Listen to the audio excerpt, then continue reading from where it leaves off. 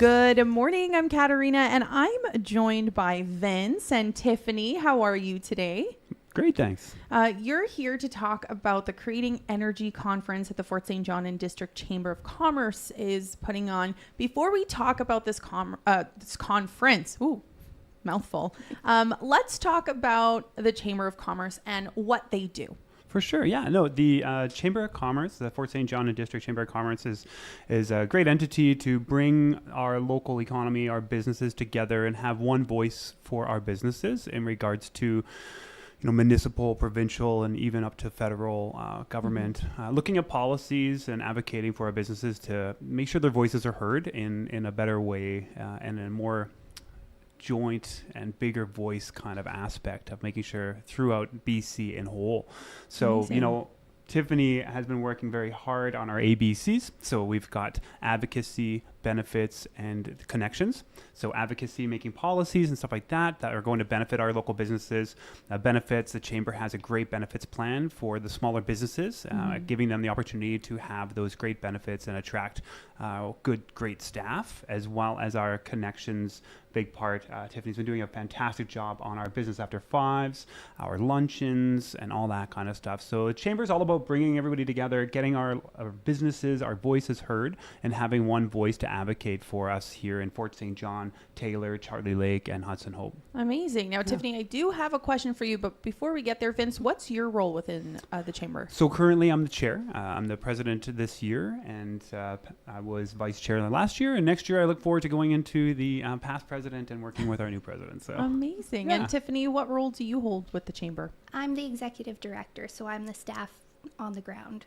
Amazing. And Vince, kind of before we got on air, said that you'd be speaking more about the conference. So why don't you break down the Creating Energy Conference, how the idea came about, who it's going to help, what it's about? Okay. So the idea came about, we've had the conference for a few years. We're working on kind of revamping and trying to figure out what we actually need for our region. So we're changing it to a regional conference. Mm-hmm. It started out, we had a few ideas, and just with the economy that kind of spitfired and started the ball rolling. So it's very much of economic growth and where we're going, where we're at. There's been a lot of changes in our economy with Site C closing down, Canfor closing down, federal election, and all the tariffs. So this is a chance for us to try and bring everybody together, which it's a different crowd than I've seen before for at least our attendance. We have probably half energy industry and half are not involved in the energy industry or they service the energy industry. So it's a different group than we've had before. So it's a lot of different speakers. We open up with talking about federal government and then into our northeast area, Peace River Regional District. So the morning is all economic development, and then the afternoon is very much focused on the energy industry and innovative ideas. Mm-hmm. So we have Tutica Geothermal, the Call for Power with BC Hydro. So it's a mixture of everything. Go ahead. Sorry. Forgot to mention, we have a mixer the night before, so it's sponsored by Chances. So that's come out, meet the people before the conference, and we're also going to have a federal watch party at Chances. Okay. You did mention that you have quite a different group of attendees this year. So we'll get into registration and attendance in a second. But what does that mean to the Chamber? Do you think that means more people are getting interested in stuff like this? More people are looking to be educated?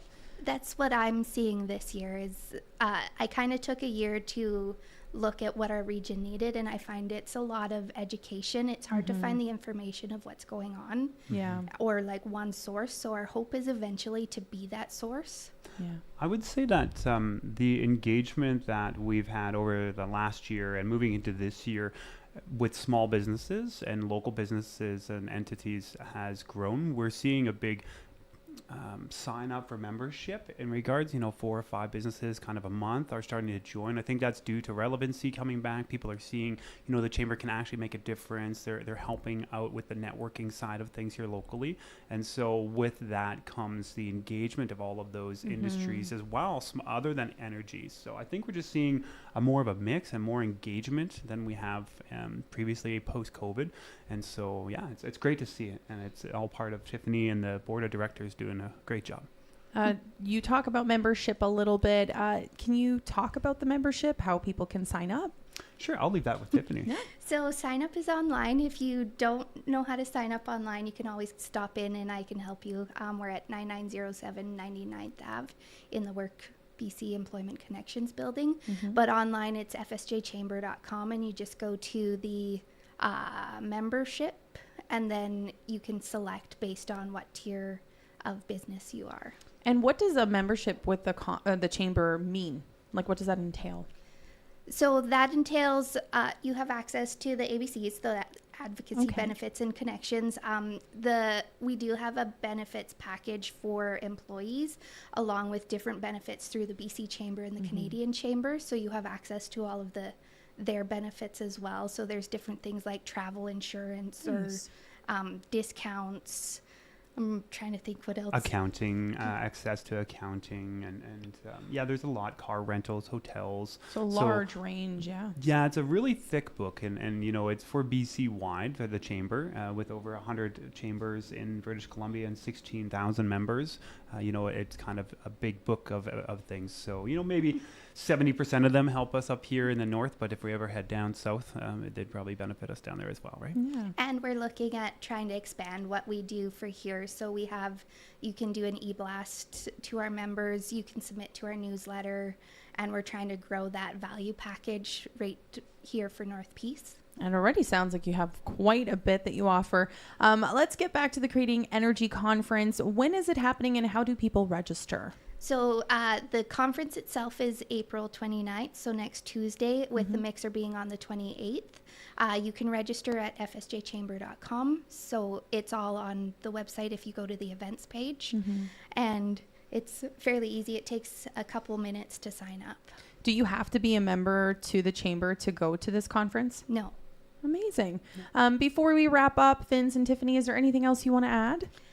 We'd like to thank our sponsors. So we have for the sponsors for the conference is Petronas, Sound in Town, Vista Radio, Eagle Vision, North River Midstream, Enbridge, Solaris, Complete Safety Services, M&P, Ideal Office Solutions, Chances, the City of Fort St. John, Northern Lights College, Energy Safety Canada, Pacific Cambrium Energy, Signworks, Epskin, Community Futures, Agate Laboratories, GDM, our DC Bookkeeping, and TC Energy. Everyone just coming together. Well, yes. I mean, as you know, the community of Fort St. John always rallies together, right? And even in my as a Rotarian, we see it there as the chamber people really are helping out, making sure that these events are prosperous. And a huge thank you to the Moose. I know the Moose does a lot for the community and us as well. So a great shout out to you guys as well. Thank you so much. Thank you so much, Vince and Tiffany.